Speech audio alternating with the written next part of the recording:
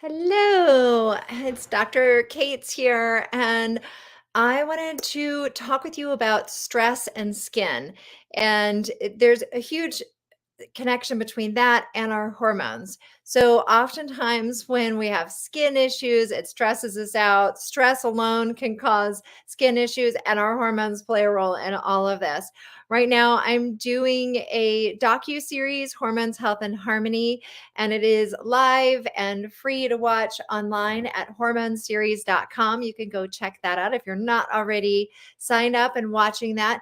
Today, we have episode 3 going live, which is about stress. And so I want to kind of pull in some of the connections that we're talking about in the docu series. And so, I think a lot of times people don't realize how stressed they are.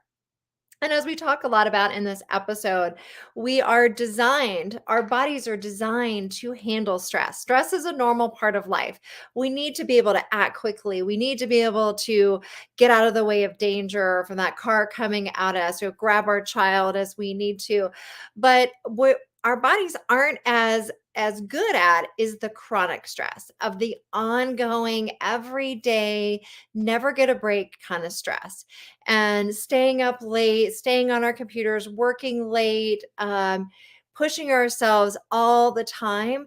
That is when we have problems. I know I'm getting comments that people are enjoying the docu series. Thank you so much. If you're not on the in there yet watching it, you can go to hormoneseries.com to sign up. Just go in there, put your name and email, and then you'll get an email with the link to join and watch the docu-series live. It is going through each episode. We have 9 episodes. Each episode is only up for 24 hours. So at 6 p.m. tonight, we're switching over to Too Toxic, a different episode. I have another comment here. Thanks for doing the research for this docu-series.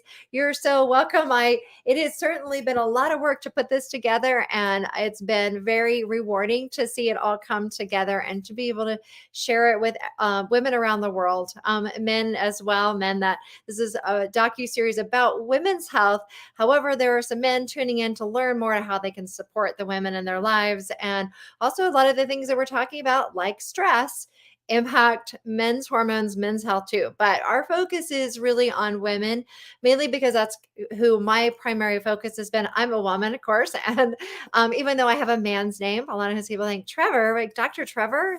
They're like yesterday, I was on a TV show, Good Day Chicago, and I went in via Zoom. They had me on virtually, and before we went live, the host was like, can I get your name? Can you tell me your name? And I said, Dr. Trevor Cates. And she's like, okay, I just want to make sure we had the right guest because when I saw your name, I thought you were going to be a man. So, anyway, side note there. But yes, this is all about women's health and this is important. So, stress plays a huge role in how our hormones go, and our hormones play a role in how our bodies handle stress, and our skin, which has been a big focus from my last book, Clean Skin from Within. We a lot of our initial stress symptoms show up on the skin. So, especially if you have a chronic skin issue, it can be one of your warning signs that something's not right. If you're breaking out in acne, if you tend to get eczema, or atopic dermatitis, or other skin issues, and you're having a flare up, you don't know where it's coming from. It might be related to your stress. And in the docu series, we talk a lot about the hormones related to why this happens. One of the big ones is our adrenal hormone, cortisol. And we talk about Dr. Perlmutter explains HPA axis so well in the docu series. We talk about that. We talk about how these hormones all work together. But with cortisol, it can be more of a pro-inflammatory hormone if it's ongoing. If we've got these surges of cortisol, our adrenals are trying to kick it up and pushing ourselves, then that can create more inflammation in the body, and that includes the skin. So that's one of the reasons why when we are stressed, we can have this outbreak of skin issues. So that's a big one. Cortisol is a big one that plays a role, and in the short term, it can make us feel, when it's high, it can make us feel agitated and have difficulty falling asleep at night, make us feel wound up.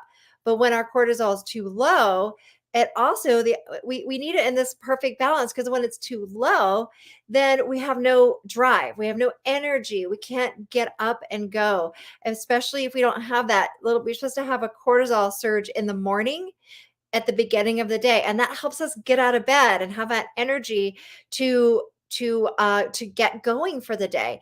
And if you are just dragging yourself out of the bed, you're having trouble in the morning, that might be an issue for you. So if you're joining in live, post in the comments if you think you might have a health issue related to stress. Like, are you having any symptoms related to cortisol that you are wondering about? Feel free to post those in the comments. And so, I would love to hear from you guys and what you're experiencing, what you are personally going through. But yeah, that idea that we can't wake up in the morning, the way we can't get out of bed, if that's happening to you, I would highly recommend you talk to your healthcare provider about getting your cortisol levels tested. Now, what we want to do with those is we want to do them we want to do them usually as a salivary or a urine test, because those are going to give us the best information of what our cortisol is doing throughout the day. Because our cortisol should be high in the morning, higher in the morning, and then it starts to drop off and get low at night. So that's why if you just do a blood test, you're not going to get the information you need, because it's only going to tell you what it's doing at that one point.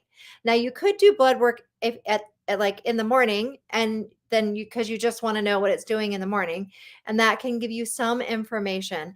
But it is better to do those where you get your levels throughout the day. So cortisol is a big one that we talk about. Certainly, we talk. What's great about this docu series is you're hearing from over 50 experts, and we pulled the best bits of interviews of the over 50 experts that we spent at least an hour interviewing each person. Some of these were like 2 hours long, and we took the very best parts and we put them in throughout the docu series. So you'll get one to the other, and it's really great because you're going to hear from a bunch of different people, not just me. You're going to hear from a lot of different people on how these hormones work, how stress works in the body, what is a healthy stress response, and what is a not so healthy stress response.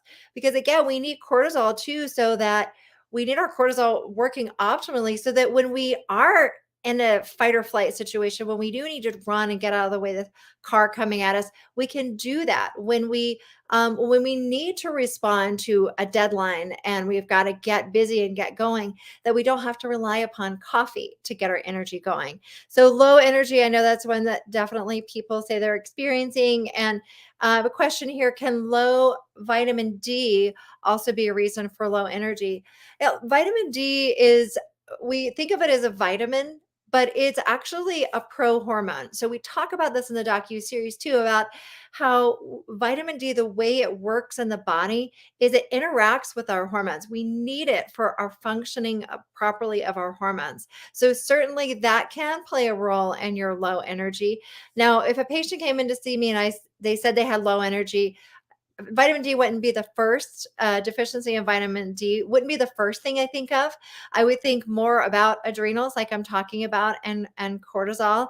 I would also be thinking about maybe their iron, especially if it's a woman that still is having her menstrual cycle, because a lot of women get low iron, and that anemia can cause low energy.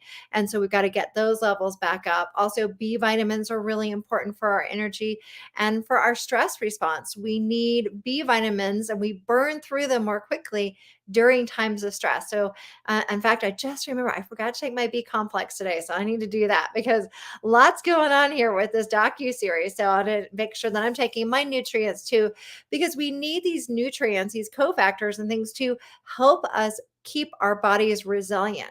And that's my favorite word for this docu-series, is learning about how can we be more resilient, so we have that body that bounces back, so that when we do have times of stress, that we're able to deal with it. When we do maybe have a bad night's sleep, or we eat something that's not quite so great for us, it's okay, because we've been doing all the healthy things and our body is in such a great place that we could just bounce right through it and we can easily recover. That's ideally what we want. And the sooner you figure that out, and the sooner you're able to get that with your body, the better. Because as we get older, resilience gets a little harder. And we're going to talk about resilience and brilliance in episode 7. I believe I'm trying to remember the numbers out. Yeah, episode. And that's a really great one for understanding the aging process and how things change as we age and how we can build up our resilience. So as we age, we can go through transitions a lot better. I know my mom was texting me. She's watching every episode as we go through the docu-series. She's watching them live and she keeps texting me like, when is episode and the next episode going to be up? And she's 82 and she's such a great inspiration for me, as she should be for a lot of women. She said, after watching episode 3 on stress versus rest, I'm really glad that I get up in the morning and I go ride my horse and I go to my art studio and I get in there and I paint, because those help me with my stress. And I've done that my entire life. And I'm like, Mom, that's why you're 82 and you are such a model of a great graceful aging, because she certainly is. And so I just want to inspire other people, because I think a lot of us don't get that kind of experience, but it is possible. Someone's asking about thyroid. Thyroid is another big one. That's another one. And someone says they have low energy. We want to look at thyroid. And we talk a lot about thyroid in the Hormones, Health, and Harmony docuseries in episode 3 that's airing right now. Like, if you're just joining us, go to hormoneseries.com and you can still catch episode 3, and episode 4 goes up at 6 p.m. tonight. We do talk about normal thyroid levels, and let's see, what are normal levels for thyroid function. So it depends on some different factors, but with TSH, thyroid stimulating hormone, is one of the labs that a lot of doctors will run. And a lot of times when doctors run a thyroid stimulating hormone test, they're looking at the broad, huge range for what is considered normal. And I'm putting air quotes on that because the population that they use for looking at what is considered normal are not healthy people necessarily. These are people that are considered healthy because they're free of disease. But when you're looking at it from a naturopathic or functional medicine perspective, we want optimal. We don't want to just like be free of disease. We want to be just resilient, and we want to be having the best time of our lives, right? We want our hormones in the right place so that we don't have a problem now or down the road. So we want to catch things early.